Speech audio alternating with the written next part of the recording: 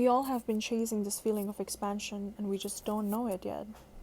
Every single human, consciously or unconsciously, is chasing, pursuing the feeling of feeling expansive, and not in the inflated ego sense, but in the sense that your soul wants to expand, but you keep shrinking yourself. If I had to really give an example, imagine that you are sitting in a very closed off space that is not ventilated. It's a small room, but you haven't tasted any better. So you feel this is just how life is. This is just how things are, and this is the best you could have got. But once you move into a much larger room that has more ventilation, that has more air, so much more oxygen, and you can finally breathe, that's the time you start to realize how much you were shrinking in that other room. But you can only realize it when you when you move yourself to the larger room. That is exactly the feeling of expansion.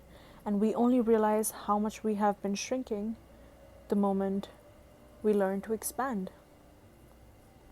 And we only crave certain people, certain places, certain this and that, because we think that is going to expand us. Whether it does or doesn't, that's not the question. But we want to expand. We want to feel like we're finally being who we have come here to be. And when you're not being authentic, you can lie to other people, but you cannot lie to yourself.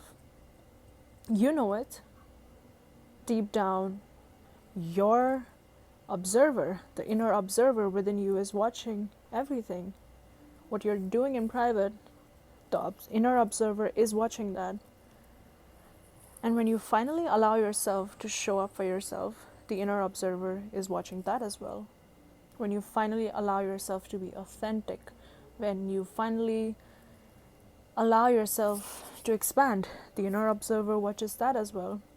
So this guilt that you're living life in the wrong way starts to disappear.